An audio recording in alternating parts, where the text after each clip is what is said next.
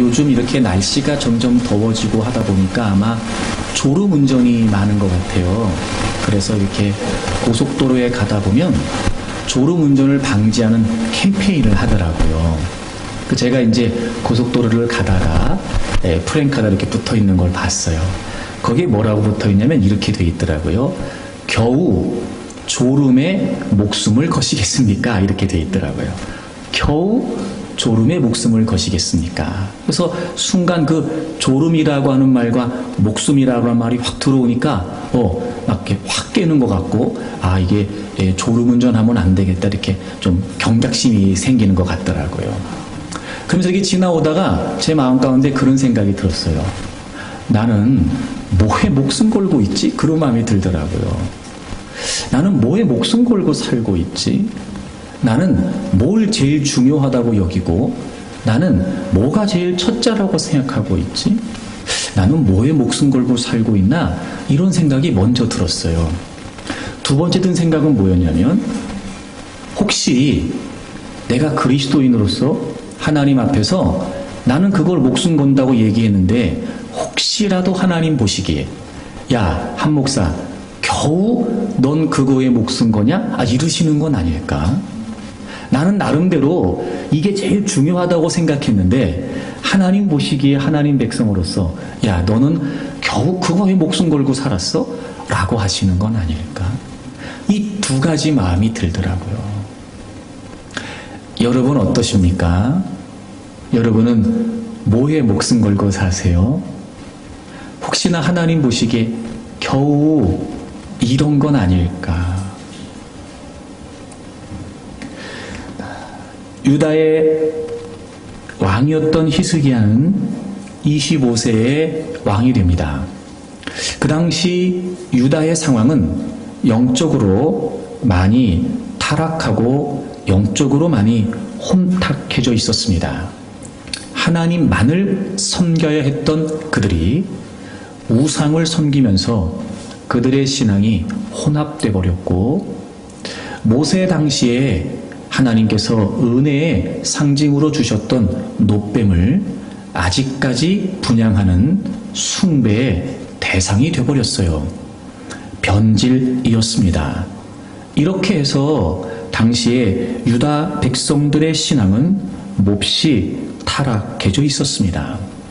그때 히스기야가 왕이 되고 그는 대대적인 회복 운동을 일으키게 돼요.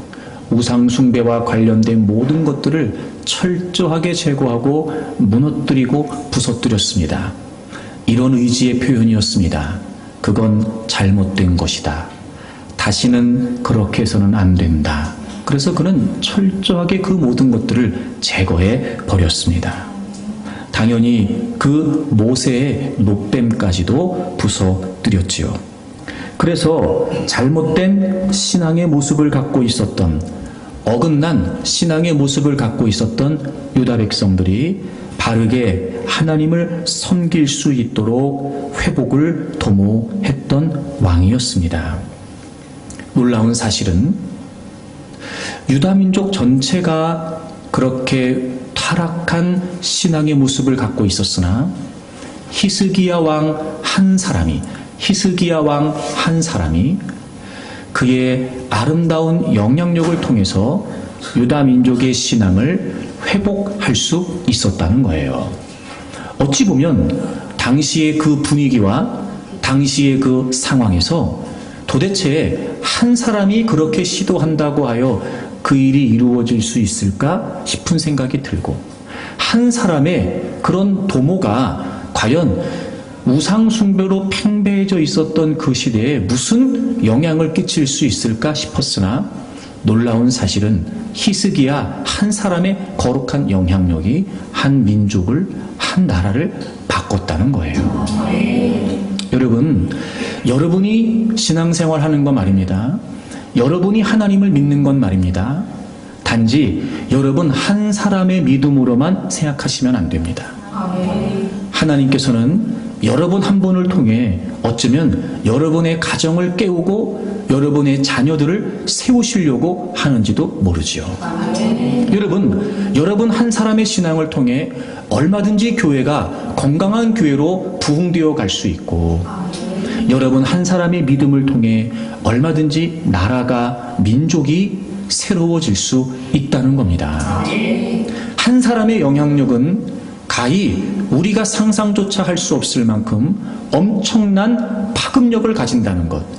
그러므로 우리 한 사람의 영향력을 결코 우리는 과소평가해서는 안 된다는 거지요. 그러면 여러분, 이렇게 영향력을 끼친다는 게 무슨 의미일까? 그건 바로 히스기야가 다르게 살았기 때문이었어요. 그도 그럴 것이, 모두가 다 그렇게 우상 숭배를 하고 있을 때 똑같이 살았다면, 모두가 다 그렇게 한다고 하여 다르지 않고 똑같이 동일하게 그렇게 살았다면 결코 그들에게 영향력을 끼치지는 못했을 것입니다.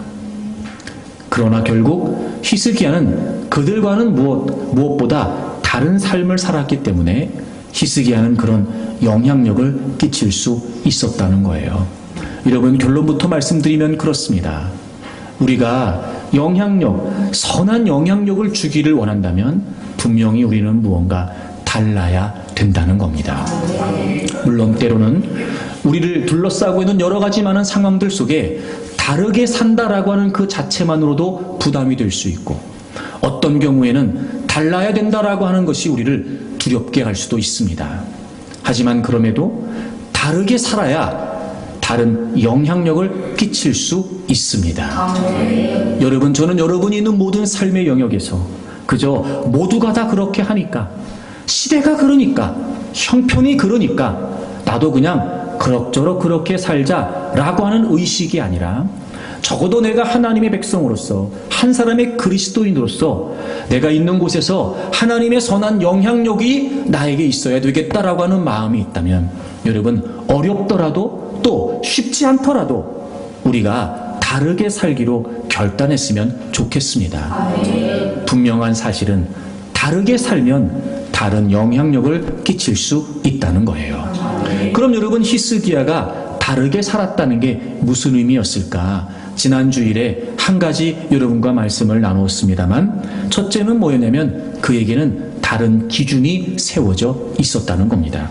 서두에서 당시의 배경을 설명을 드렸습니다. 모두가 다 우상 숭배를 했던 때였고, 심지어는 하나님을 섬긴다는 신앙조차 변질되어 있었던 그 당시의 말이에요. 히스기야는 이렇게 살았습니다. 오늘 본문 3절에 보시면 히스기야가 그의 조상 다윗의 모든 행위와 같이 여호와께서 보시기에 정직하게 행했다는 거예요. 당시에는 말입니다, 하나님을 다 몰랐던 건 아니었습니다. 하나님을 알고 있었으나 하나님을 의식하지 않고 살았던 거죠. 그렇기 때문에 그들은 하나님을 아는 백성들이었고, 하나님의 은혜를 몸소 체험하고 있었던 백성들이었으나 하나님을 등진 채 우상 숭배를 하고 있었던 거였거든요. 그런데 그런 시대적인 배경에도 불구하고 히스기야는 달랐습니다. 다른 기준이 그에게는 세워져 있었다는 거예요. 하나님 보시기에, 즉 그는 그런 시대였으나 하나님을 기준으로, 그런 시대였으나 하나님을 의식하며 살 수 있었다는 겁니다. 여러분, 모든 사람은 다 그렇습니다. 나름대로의 가치 기준을 가지고 살지요. 그래서 대개의 경우 그 기준에 따라 자신의 삶이 형성되게 되어 있습니다. 물론 우리가 하나님 백성으로서 하나님을 기준으로 살아야 됩니다 라고 하는 말에 정면으로 반박할 리는 없습니다. 그렇게 살아야지요. 그럼요, 하나님 말씀대로 하나님을 이유로 살아야 됩니다 라고 말하지만, 사실 여러분, 우리는 늘 그 뒤에 또 다른 이유를 달아요. 그런데 어쩔 수 없다는 겁니다. 지난주에도 말씀을 드렸습니다만 히스기야도 사실 그랬습니다. 그럼 히스기야가 그렇게 그런 시대적인 배경의 상황에 어쩔 수 없을 상황이 없어서 그는 하나님을 기준으로 살았던 걸까? 여러분, 그렇지 않았습니다. 일단 그가 절대적인 영향을 받을 수밖에 없었던 그의 아버지 아하스 말입니다. 그는 하나님을 등졌던 왕이었습니다. 심지어 그에 관한 기록을 살펴보게 되면 아하스가 하나님을 버렸다라고 하는 표현까지 나오는 걸 보면, 여러분, 그의 아버지는요, 곳곳에 산당을 세워놓고 곳곳에 우상을 세워놓고 우상 숭배를 앞장섰던 왕이었습니다. 그런 아버지의 영향력을 거스른다는 것은, 뛰어넘는다는 것은 히스기야에게도 쉬운 일은 아니었을 겁니다. 게다가 그 당시 모두가 다 그랬거든요. 그러니까 자기만 유별나게 되는 거예요. 어쩌면 이러지 않았을까요? 히스기야가 하는 행보를 이해를 못하는 겁니다. 그러니 히스기야의 행보에 지지했을까? 맞다고 해주는 사람이 몇이나 있었을까? 이런 모두 시대가 그랬습니다. 모두가 그랬어요. 그러나 그는 그 시대에 편승하지 않았다는 겁니다. 게다가 히스기야는 지금 왕이었습니다. 당시의 왕은 절대 권력을 가지고 있었어요. 이럴 수 있지 않을까요? 내가 왕이니까 내가 법이야. 내가 왕이니까 내가 기준이다. 얼마든지 히스기야는 스스로 왕이라고 하는 위치에서 자기가 제일 높은 사람이라고 생각하고 얼마든지 자기 마음대로 살 수 있었다는 말이에요. 사실 여러분, 우리가 그렇습니다만 대개 경우 늘 지시하는 위치에 있게 되면은요, 그게 익숙해져 버려요. 히스기야가 그렇지 않았을까요? 여러분, 그는 지시하는 위치에 있었습니다. 그런데 놀라운 건 그는 그럼에도 하나님의 지도를 받으려고 했다는 거지요. 하나님 보시기에. 그래서 그는 다른 기준을 세웠던 거예요. 하나님 보시기에. 즉 하나님이 기준이었던 겁니다. 그렇습니다, 여러분. 다른 삶을 살면 다른 영향력을 끼칠 수 있는데, 다른 삶이라는 건 과연 무슨 의미일까? 그건 바로 다른 기준으로 살아야 된다는 거예요. 여러분, 우리가 예수님 믿기 이전에, 즉 하나님 백성 되기 이전에 우리는 죄악된 본성에 의해 원수마귀의 지배를 받아 그렇게 살았던 게 우리의 삶이었습니다. 그렇게 어둠 속에서, 멸망 속에서, 저주 가운데, 여러분, 죄가 죄인지도 모른 채, 무엇이 죄인지도 모른 채 여러분, 우린 그렇게 살았단 말이에요. 그런데 이제 예수 그리스도께서 우리의 모든 죄를 다 대속해 주심으로 말미암아, 그리고 우리가 그 예수님을 나의 구주와 주님으로 믿게 되면서 이제 우리는 우리의 소속이, 우리의 신분이, 그래서 우리의 정체성이 완전히 새롭게 달라졌습니다.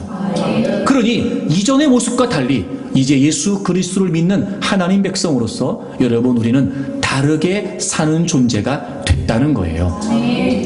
다르게 살아서 다른 존재가 된 것이 아니고 다른 존재가 됐기 때문에 다르게 살아야 된다는 거예요.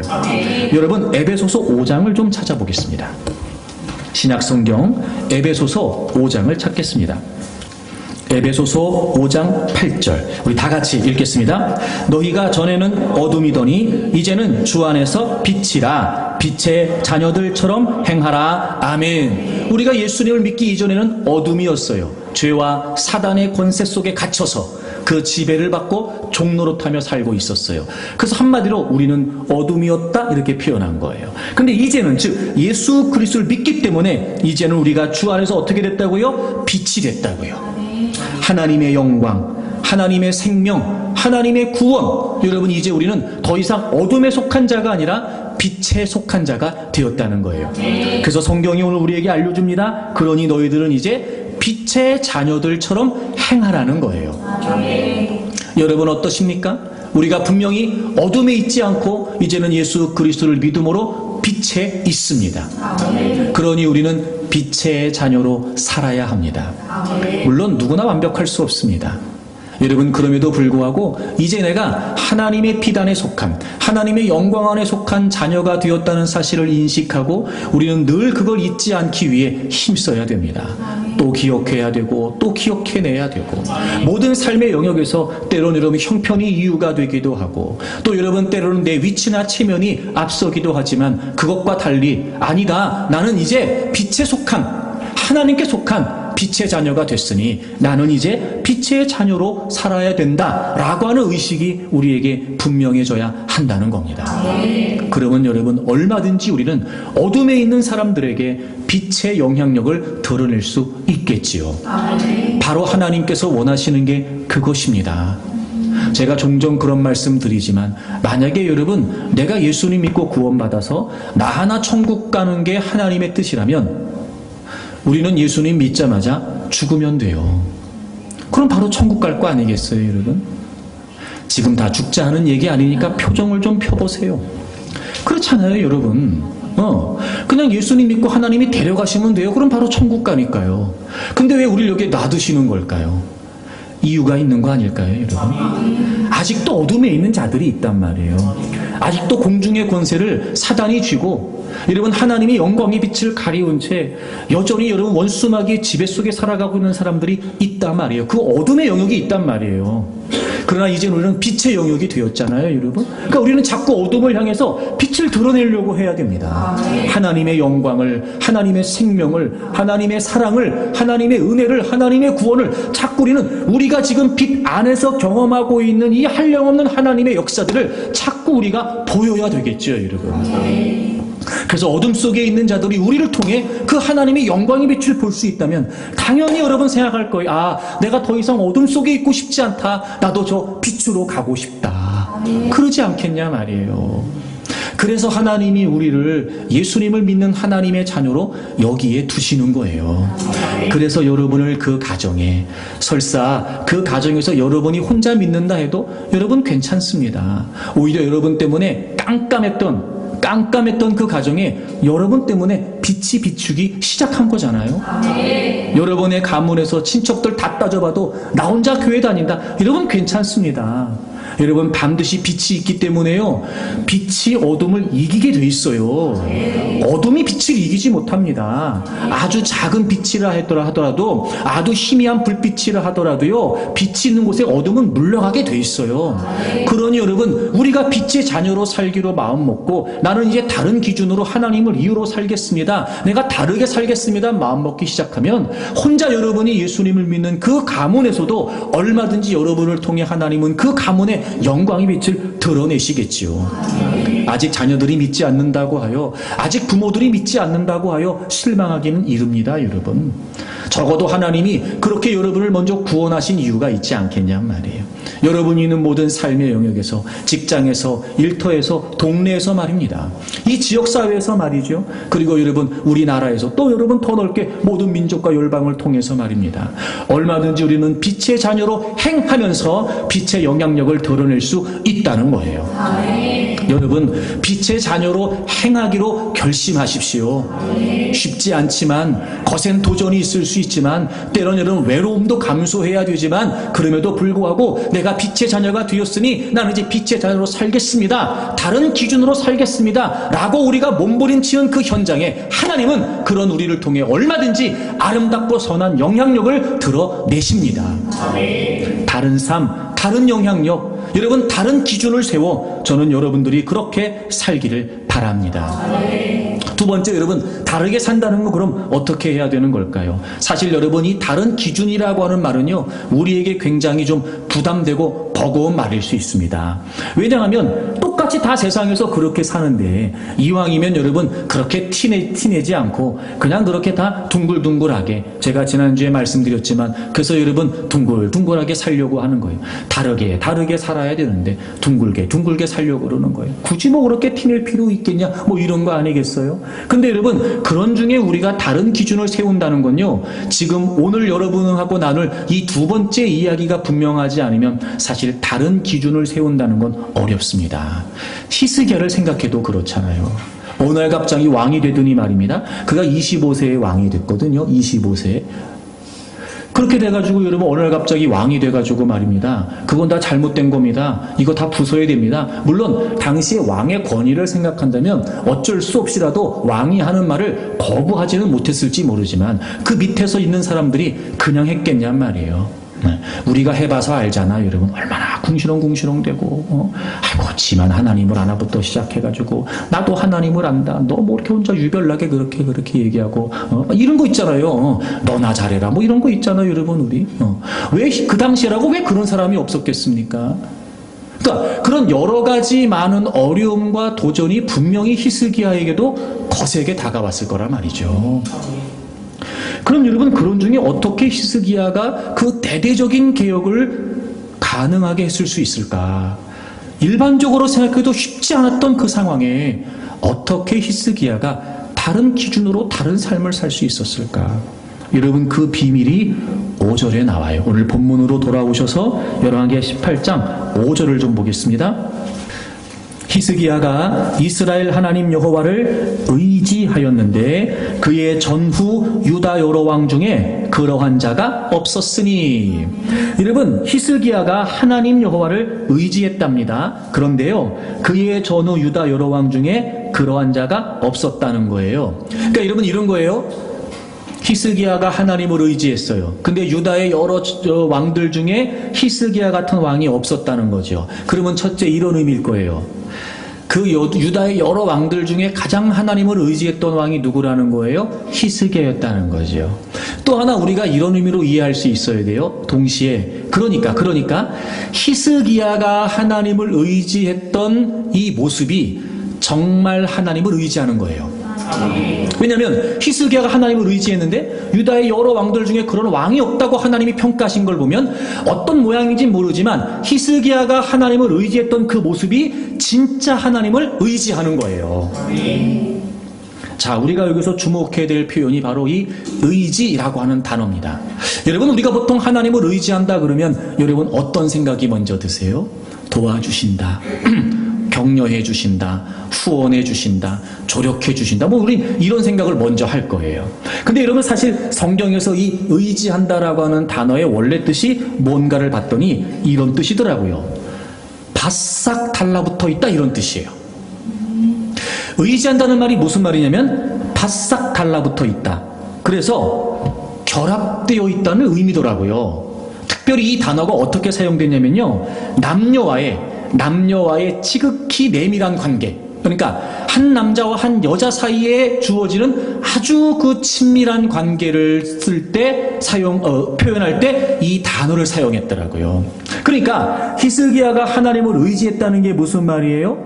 자신의 모든 삶을 통해 아주 하나님과 친밀한, 아주 하나님과 밀접한 연합 속에서 살았다는 거예요. 그래서 6절에 그 의지했다라는 말을 우리가 오해하지 않도록 곧 그러면서 또 다른 설명을 덧붙이고 있어요. 곧, 그러니까 의지했는데 의지했다는 게 뭐냐? 곧 그가 여호와께 연합하여 그에게서 떠나지 않았다 이렇게 돼 있어요. 연합했다는 말 나왔죠, 여러분? 이 연합했다는 말이 무슨 말이냐면 제가 전에도 한번 설명드린 적이 있었던 것 같은데 우리 혀가 입천장에 붙을 때 보면은요 입천장은 굴곡이 져 있지만 혀가 그만큼 충분히 부드럽기 때문에 말랑말랑하기 때문에요 붙이면은요 틈없이 딱 붙어요. 이렇게 혀가 입천장에 딱 달라붙는 것, 조금의 틈도 없이 딱 달라붙는 것, 바로 이게 연합이라고 하는 단어예요. 그러니까 그만큼 친밀하고 그만큼 연합된 관계라는 거죠. 여러분, 그러니까 이해가 되는 거예요. 어떻게 그런 상황에 다른 기준을 세워 하나님을 기준으로 그렇게 어려운 인생을 살아갈 수 있었을까? 그게 가능했던 이유가 뭐였냐면요. 히스기야는 다른 관계를 추구했던 거예요. 그러니까 다른 삶이면 다른 영향력이 주어지게 돼요. 다른 기준은 그 누구에게도 부담될 수밖에 없는 상황이에요. 그런데 여러분 그 부담되고 버거운 상황이 그 다른 기준이 가능했던 이유가 뭐였냐면 히스기야는 다른 관계를 추구했던 거죠. 곧 하나님과의 친밀함, 하나님과의 연합된 관계, 찰싹 달라붙어서 하나님을 떠나지 않고 하나님과 내밀한 그 교제를 나눌 수 있었다는 거예요. 그렇습니다, 여러분. 이 시대를 살아가면서 세상이 어떤지 우리가 너무나 잘 알고 점점 더 이제 성경적인 가치가 허물어지기 시작했고, 그런 여러분 때로는 우리가 우리의 삶의 현장에서 나 예수님 믿습니다 이 말 하기도 쉽지 않습니다. 저도 점점 그런 분위기를 느껴요. 어디 가서요 내가 목사라고 말하는 게 이제는 쉽지 않더라고요. 여러분 쉽지 않더라고요. 괜히 이상하게 보지는 않을까. 굳이 그 말을 안 했을 때는 그냥 내가 괜찮은 매너 좋은 또 예의를 갖추는 이런 사람으로 충분히 보여질 수 있는데, 괜히 속벌이 내가 목사입니다 그랬다가 혹시 그 사람이 목사에 대한 교회에 대한 부정적인 생각을 갖고 있어 나도 그런 사람으로 보지는 않을까 이런 생각 말이에요. 그러니까 이게 두렵단 말이에요. 우리가 다. 그러니 이런 세상에서 우리가 하나님을 기준으로 하나님 백성으로 살며 다른 영향력을 끼친다는 건요 이게 거저되는 건 아니에요. 반드시 그렇게 굳건하게 살아갈 수 있는 원동력이 우리에게 필요합니다. 그게 뭐예요? 하나님과의 친밀함이에요. 히스기야는 그랬던 거였어요. 외롭지 않았을까요? 왕이었으나 얼마나 많은 사람들이 밑에서 히스기야가 하는 그 모든 일들을 비아냥거리고 조롱했겠냔 말이에요. 그때마다 얼마나 히스기야는 외로웠을까. 많은 사람들이 반대도 했겠죠. 우리나라도 보면 왜 영화나 사극 같은 거 보면 아무리 왕이 막강한 권력을 갖고 있어도요, 항상 그 신하들과 이렇게 대립된 관계 속에서 막 왕을 이렇게 막 치받기도 하고 막 자기들끼리 여러분 계략을 해가지고 왕을 막 어떻게 하기도 하고 막 이렇게도 하잖아요, 여러분. 그러잖아요, 여러분. 그런 걸 보면 이 당시에도 물론 히스기야가 절대 왕권을 갖고 있었고 했었지만 다양한 많은 신하들이 있었고, 또 여러분 그게 백성들과 결탁되어 있었으며, 또 우상숭배를 통한 어떤 여러 가지 많은 이권 속에 여러분 그 많은 신하들이 얼마나 히스기야의 행보를 싫어했겠냔 말이에요. 모르긴 몰라도요, 거세게 반박하며 도전했을 겁니다. 그때마다 얼마나 히스기야가 힘들었을까. 자기 마음을 알아주는 사람이 하나도 없고, 하나님을 이유로 시작한 이 일에 때론 여러분 인간인지라 많은 사람들이 지지해주면 그 길을 가기가 더 수월하고, 아니 많은 사람까지는 아니어도 어떤 부류라도 내 편이 되어줘서 왕이시여 정말 옳은 일을 하십니다. 왜 우리가 이때까지 이 생각을 못했는지 몰라요. 정말 잘하십니다. 우리말로 아빠 힘내세요 이런 거 있잖아. 힘내세요 막 이러면 그나마도 여러분 그 일이 쉬울 텐데, 시대적인 배경을 봤을 때 그럴 가능성은 좀 희박하지 않았을까? 거의 혼자 고군분투하는 거나 마찬가지였을 거예요. 그러니 여러분 나름대로 히스기야가 버텨낼 힘이 있어야 됐고, 그런 어려움에도 불구하고 내가 이건 계속해서 해야 되는 일이야 라고 하는 여러분 다짐도 필요했겠죠. 그 근원이 어디였어요? 하나님과 연합한 관계였단 말이에요. 이 시대도 그렇습니다, 여러분. 오늘을 살아가는 우리에게도 그래요. 그럼요, 우린 힘듭니다. 교회 안에 있으면 주님이 나를 사랑하시는 것 같고 내가 주님을 사랑하는 것 같아요. 세상에 나가면 세상의 상황이 먼저 보이는 거예요. 막 교회에서 은혜를 찬양하고 사랑을 찬양했던 고백이 다 여러분 입 들어갑니다. 다 들어갑니다. 점점 자신감을 상실하기도 하고, 내가 이렇게 살아야 되는 건가? 내가 이런 어려움과 이런 도전에도 내가 타협하지 않고 내가 굳굳이 살아가야 되는가? 막막하기도 하고, 내가 나를 봐도 그럴 힘이 없고 그럴 자신도 없고, 여러분 우리가 늘 그렇단 말이에요. 그래서 여러분 우리는 다른 관계, 하나님과의 친밀함을 추구해 가야 된다는 거예요. 그게 분명한 힘이 됩니다. 오늘 히스기야가 우리에게 증언해주고 있는 거예요. 자신의 삶을 통해, 이 영향력의 결과를 통해 히스기야가 오늘 우리에게 자신감을 주고 격려를 하는 거예요. 하나님이 오늘 이 히스기야의 말씀을 통해 우리에게도 가능성이 있다는 걸 지금 알게 하시는 거예요. 그래, 히스기야도 그랬어. 오늘을 살아가는 너희들도 그렇지. 하나님이 우리에게 격려하시는 거예요. 괜찮다. 히스기야 그랬던 것처럼, 히스기야가 나와의 친밀한 연합을 통해 그 어려운 일을 해냈던 것처럼 너희들도 얼마든지 할 수 있다. 하나님이 오늘 히스기야를 통해 그렇게 세상에서 힘겹게 말씀으로 하나님을 이유로 살아가려고 고군분투하는 우리에게, 그래서 때로는 여러분 실패도 하고 그 실패 때문에 내가 실망도 하고 때로는 하나님께 나와 하나님을 향하기도 부끄러울 만큼 우리의 모습은 그렇게 여러분 한없이 여러분 보잘것없지만, 그럼에도 불구하고 오늘 하나님이 우리에게 격려하시는 거예요. 할 수 있다, 할 수 있다. 그리고 우리 이렇게 얘기하는 거죠. 요즘 자주 쓰는 말, 우리가 그 어려운 걸 해냅니다. 뭐 이런 거 있잖아요, 여러분. 우리가 그 어려운 일을 해냅니다. 우리가. 여러분 하나님 앞에 우리가 여러분 그것을 감사하고, 때론 여러분 내가 그래도 버텨냈다. 내가 그래도 하나님이 주시는 은혜와 그 힘을 통해 오늘 내가 또 견뎌냈다. 때론 여러분 그런 나의 모습이 보람이 되기도 하고, 그런 모습 때문에 하나님께 감사하기도 하고, 또 내일을 살아갈 날이 막막하기도 하고, 세상에 부딪혀야 될 많은 여러 가지 조건들이 우리 앞에 있으니 그게 여러분 쉽진 않지만 그래도 기대할 수 있잖아. 오늘도 하나님 주는 힘 속에 내가 하나님을 바라보고 하나님이 나와 함께 하신다고 하는 이 분명한 관계 속에서 내가 오늘도 버텨냈으니 하나님은 내일도 내가 이기게 하실 거다. 기대할 수 있잖아요. 사랑하는 여러분, 다른 관계를 추구하면 됩니다. 다른 관계를. 주님과의 친밀함에 마음을 두세요. 주님과의 친밀함에 여러분 목숨을 거세요. 목숨을. 간절함을 넘어선 절박함을 가지고 나는 주님 없이는 감당할 수 없습니다. 주님이 내 안에, 내가 주님 안에 있지요. 주님, 제가 그 주님과의 친밀한 연합이 정말 힘이 되고 그것이 정말 능력이 된다는 걸 제가 제 삶에서 경험하고 싶습니다. 그리고 여러분 확실하신, 내 안에 거하시는 확실하신 내가 주님 안에 거하는 그 분명한 복음의 진리를 붙들고 여러분 우리가 주님과의 친밀함을 추구해 가기 시작한다면 얼마든지 우리도 다른 기준으로 살면서 그 다른 관계를 추구하며 다른 영향력을 끼칠 수 있다는 거예요. 하나님을 의지한다는 말이요, 하나님을 빼고는 불가능한 거예요.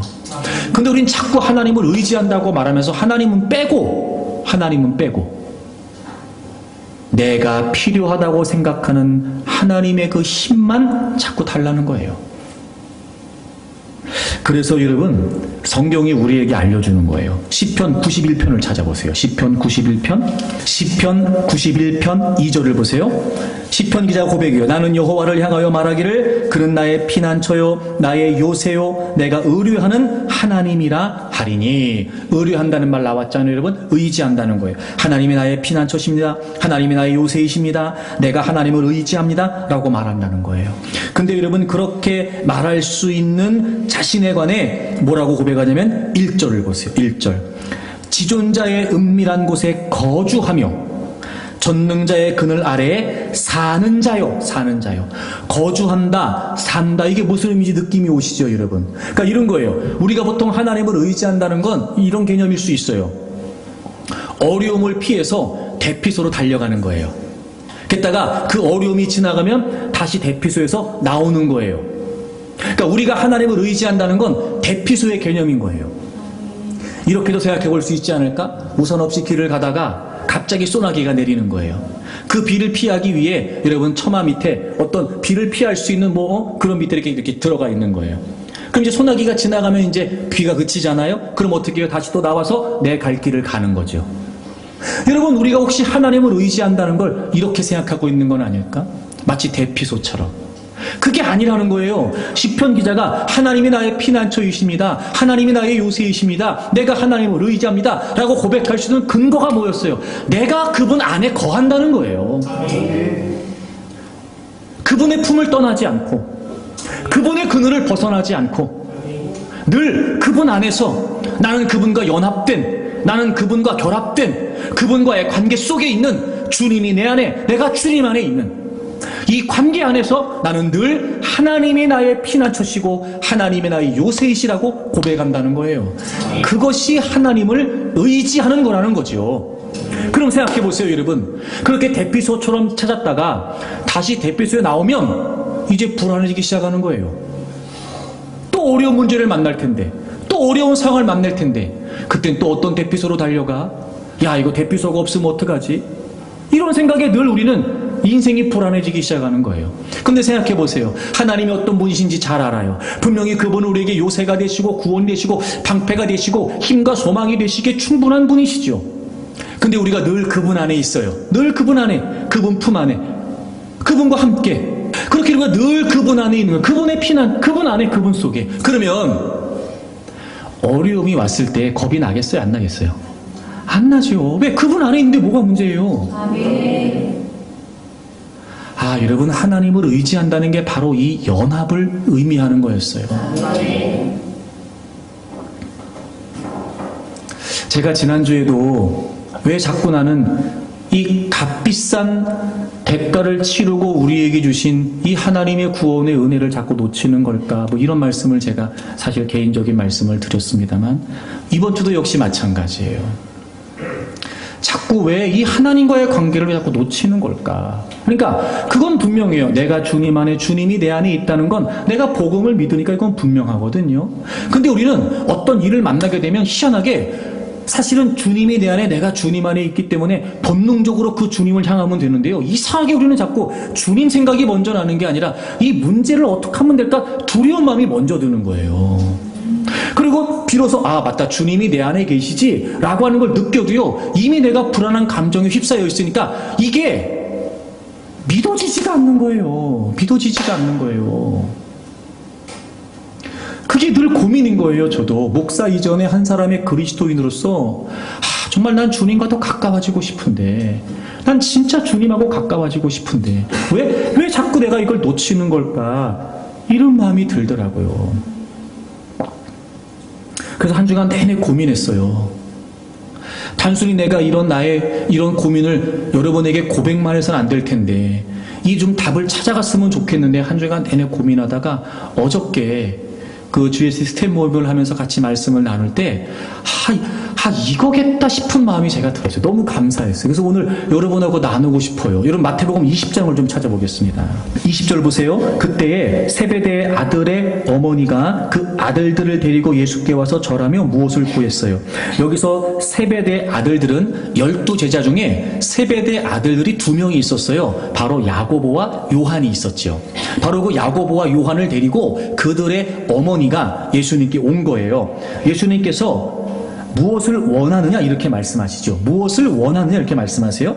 그랬더니 나의 이 2 아들을 주의 나라에서 하나는 주의 우편에 하나는 주의 좌편에 앉게 해 주십시오 이렇게 말하는 거예요. 그러니까 이제 예수님에 관한 오해가 있었던 거지요. 그래서 예수님이 이제 여기에서 우리를 로마의 지배에서 벗어나게 하시고 명실상부한 나라를 세우신다면 그때 내 아들들 줄 2명이 하나는 예수님의 좌편에 하나는 예수님의 오른편에 그렇게 앉혀 달라는 거였어요. 그들의 생각을 우리가 엿볼 수 있는 게 25절에 보시면 예수님께서 이렇게 말씀하세요. 제자들을 불러다가 이르시되 이방인의 집권자들이 그들을 임의로 주관하고 그 고관들이 그들에게 권세를 부리는 줄을 너희가 알거니와. 그러니까 이들이 원했던 게 뭐라는 거예요? 그렇게 막 뭔가를 부리는, 나름대로 막 뭔가를 행사하는 그런 어떤 힘과 권세를 원했다는 거예요. 그래서 주님께서 22절에 너희가 구하는 것을 알지 못한다 이렇게까지 말씀하셨어요. 자, 여러분 잠깐 저를 보시겠어요? 지금 제자들 중에 세베대의 아들이었던 야고보와 요한이 어머니와 함께 와서 요청하는 거예요. 하나는 주님의 좌편에 하나는 주님의 오른편에. 여러분 지금 이 제자들은요, 애초에 주님을 따를 때 주님의 부르심에 모든 걸 다 버리고 따랐어요. 그쵸 여러분? 배도 버렸어요. 부친도 버렸어요. 그러니까 생업을 다 포기하고, 마태 같은 경우는 세리였잖아요. 주님이 부르실 때 그냥 다 버리고 따라왔다니까요. 가정도 떠나고. 그래서 지금 다 버리고 주님을 따라왔단 말이에요. 이런 거 아닐까? 나름대로 여러분 그런 세속적인 가치는 이제 좀 등을 돌리고, 거기에는 관심이 없고, 그건 다 초월해서 다 버리고 지금 주님을 따르고 있는 제자들인데 말입니다. 근데 희한한 건 뭐냐면 다 버리고 따랐다고 말했는데 지금 여전히 그 버렸던 것을 구하고 있는 모습은 아닐까? 그렇죠 여러분. 이게 도대체 이게 왜 그러는 걸까? 저는 그런 마음이 들었어요. 이런 거죠 여러분. 왜 버린 거지요? 누구 때문에 버린 거예요? 뭐 때문에 버린 겁니까? 주님을 따르려고 버린 거예요. 그렇죠? 근데 지금 제자들 마음은 뭐냐면 다 버리고 따르긴 따르는데 버린 거에만 마음을 두고 있는 거예요. 내가 왜 버렸지? 아, 주님 때문이었지. 아, 내가 왜 버렸지? 아, 주님을 따르기 위해 버린 거지. 그러면 버렸다는 생각을 하면 안 되고 내가 지금 주님을 따른다 이 생각을 해야 되는데 지금 제자들은 버렸다는 생각만 하는 거예요. 그래서 버리고 주님을 쫓아오니까 그 주님으로 하여금 그 무언가를 얻기를 원하고 있는 거죠. 제가 얘기하고 싶은 게 뭐냐면 그거예요. 그러니까 이런 거예요. 다 버리고 주님을 따랐다고 말하면서, 다 버리고 주님을 따른다고 말하면서 정작 지금 이들은 주님에게는 관심이 없었던 거예요. 그러니 지금 이렇게 요구하는 거란 말이죠. 그랬던 그들에게 주님이 이렇게 말씀하세요. 여러분 28절 보세요. 우리 한번 28절을 다 같이 읽어볼까요? 시작. 인자가 온 것은 섬김을 받으려 함이 아니라 도리어 섬기려 하고 자기 목숨을 많은 사람의 대속물로 주려 함이니라. 아멘. 그래서 주님이 왜 오셨는지를 알려주세요. 내가 너희들을 위해 내 목숨을 대속물로 다 내주기 위해 왔다는 거예요. 이런 거죠. 버렸으나 그래서 주님을 따르고 있지만 주님에게 관심이 없는 그들을 향해 주님이 말씀하세요. 야, 내가 왜 왔는지 알아? 나 너네들 때문에, 너네들을 위해서 목숨을 버리려고 왔다. 너희들은 지금 나한테는 관심이 없지. 버렸다는 데만 마음을 두고 있지. 아니야. 나는 그런 너희들을 향해서도 나는 지금 너희들 때문에 있는 거다. 너희들을 위해서 있는 거야. 난 지금 너희들에게 관심이 있는 거야 라고 말씀하신 거예요. 그리고 여러분, 대속물이라는 표현, 대속물. 그쵸? 대속물. 이게 무슨 말이에요? 우리의 죄를 예수 그리스도께서 대신 치러주신 거예요. 그래서 우리에게 어떤 결과가 주어졌지요? 우리가 이제 주님과의 관계가 회복된 왜곡됐어요. 감히 우리는 하나님 앞에 나설 수가 없는 존재였단 말이에요. 근데 예수 그리스도께서 우리의 모든 죄를 다 대속해 주심으로 말미암아 주님이 우리 안에, 우리가 주님 안에 거하는 이 놀라운 화평의 연합의 관계가 이루어지게 됐어요. 제가 이런 마음 들었어요. 여러분 보세요. 물론 이 말이 요 말만 가지고는 틀렸다라고 말할 수 있는데 지금 제가 설명드린 이 맥락에서는 충분히 저는 일리가 있다고 생각해서 말씀드려요. 죄 때문에 결코 주님과는 하나가 될 수 없었던 우리였잖아요. 근데 예수님께서 우리의 모든 죄를 다 대속해 주심으로 말미암아, 즉 우리에게 전적으로 관심을 가지심으로 말미암아 우리가 주님과 연합이 됐단 말이에요. 우리를 주님같이 되게 하시려고 주님은 우리같이 되신 거예요. 그분은 죄인이 아니시잖아요. 근데 우리를 주님같이 하고 싶으셨던 거예요. 주님처럼. 그래서 주님과 하나가 되게 하시고 주님과 연합이 되게 하시기를 원하셨던 거예요. 그래서 아무 죄가 없었던 그분이 우리를 위해 이 땅에 오신 거예요. 섬기려고 목숨을 내놓고 죄인이 되셔서 친히 우리가 주님같이 되게 하시려고 주님이 우리같이 되신 거예요. 그러니까 여전히 주님을 따른다고 말하지만 버렸다는 생각만 하고 주님으로 말며 또 얻으려고 했던 그들에게, 야, 나는 너네들에게 관심 있다. 난 너네들을 위해서 왔어. 난 너네들밖에 없어. 이렇게 말씀하시는 거예요. 여러분, 우리가 왜 자꾸 주님과의 관계를 놓치는 걸까요? 그래요, 주님이 우리 안에, 우리가 주님 안에. 여러분, 이게 그냥 주어진 겁니까? 이런 말도 안 되는 결과가, 우리를 안단 말이에요, 여러분. 아무리 우리가 주님을 믿음으로 의롭다 하심을 받았다고 말하지만 그 칭의 자체도, 의롭다고 여겨주시는 것 자체도 얼마나 우리에게 부끄러운 일인지 우리는 안단 말이에요. 근데 그게 어떻게 주어졌어요? 우리가 주님같이 되게 하시려고 주님이 우리같이 되신 거예요. 그러니 어찌 우리가 그 주님을 외면할 수 있으며, 그 주님이 그렇게까지 하셔서 우리와 함께 하시겠다고 약속하시는데 어찌 우리가 그분을 외면할 수 있겠냔 말이에요. 사랑하는 여러분, 우리의 모양, 우리의 모습, 우리의 형편 상관없어요. 우리의 상태 관계없습니다. 우리가 예수 그리스도를 믿음으로 말미암아 이제 주님은 우리 안에, 우리는 주님 안에 있게 되었습니다. 이 완벽한 연합의 관계, 이게 이미 이루어져 있습니다. 그리고 주님은 그 안에서 우리가 그리스도인으로 살아가는 것이 얼마나 힘든 일인지, 우리가 이 땅에서 하나님 백성으로 영역을 드러내는 것이 얼마나 만만치 않은 일인지 주님이 누구보다 잘 아신단 말이에요. 그래서 그 관계 속에서, 그 연합 속에서, 그 친밀함 속에서 날마다 우리에게 공급하신 은혜와 힘과 지혜를 통해 다른 기준으로, 다른 관계 속에서 다른 영향력을 펼치며 살기를 원하시는 거란 말이에요. 여러분, 다른 데는 힘이 없습니다. 다른 것은 절대 우리에게 소망일 수 없습니다.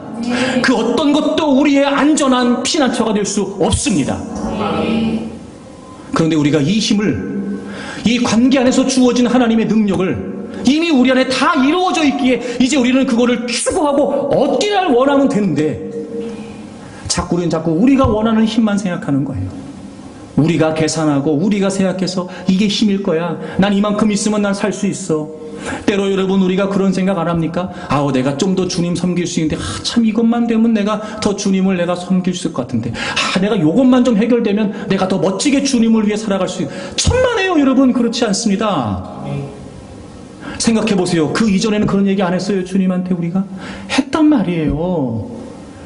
그래서 주님은 때로는 우리 형편과 처지를 낫게 하시기, 좋아지게도 하셨지요, 여러분. 근데 희한하죠. 그렇게 되면 또 그게 전부인 줄 알아요. 그러니 여러분, 우리가 아무리 이야기해도 우리는 우리의 모습을 통해 핑계댈 수 없다니까요.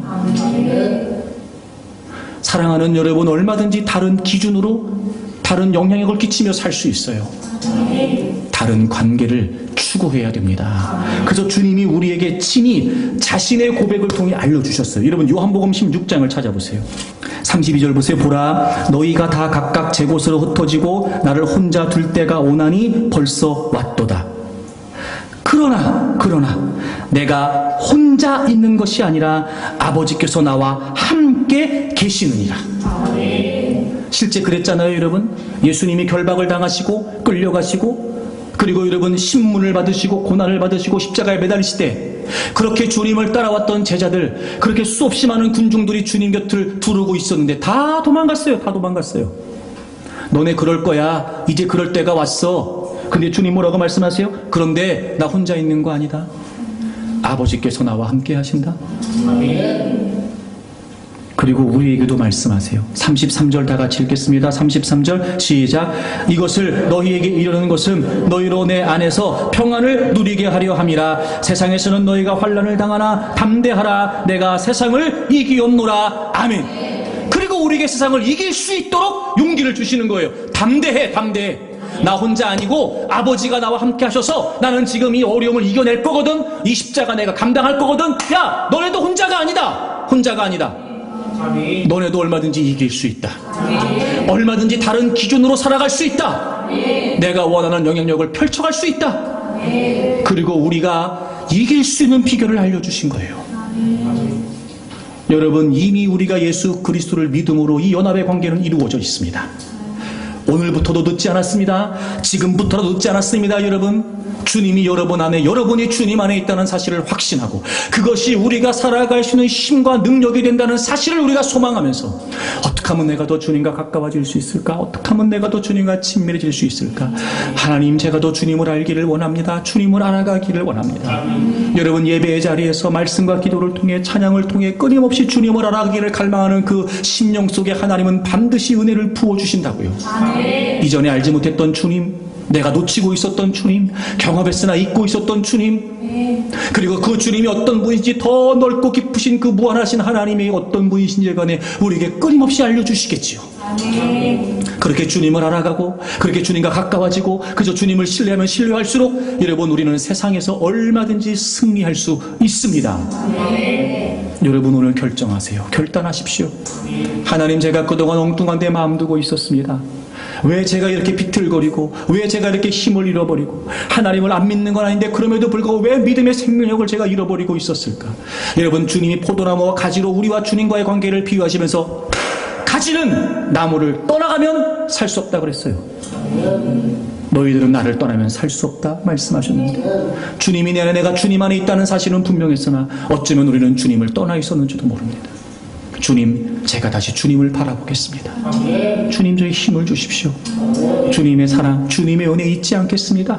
힘들고 어렵지만 제가 고백하고 그 길 가겠습니다. 다른 삶, 다른 영향력, 이 시대의 희석의 같은 존재가 제가 되겠습니다. 여러분의 가정에서 여러분이 희석의 같은 분들이 되기를 바랍니다. 여러분의 직장에서, 일터에서 여러분이 희석의 같은 사람이 되기를 바랍니다. 여러분 있는 곳에 분쟁이 사라지고 다툼이 사라지고 어둠이 쫓겨가고 여러분 때문에 하나님의 선한 영향력이 드러나기를 바랍니다. 다른 관계를 추구하십시오. 어떤 도전과 위협이 거세게 다가온다 할지라도 너끈히 승리할 수 있는, 그래서 기꺼이 정복할 수 있는, 그리고 하나님의 선하고 아름다운 영향력을 아름답게 비춰낼 수 있는 하나님의 영광된 존재들이 될 수 있습니다. 다른 삶, 다른 영향력, 여러분의 삶이 되기를 주의 이름으로 축복합니다.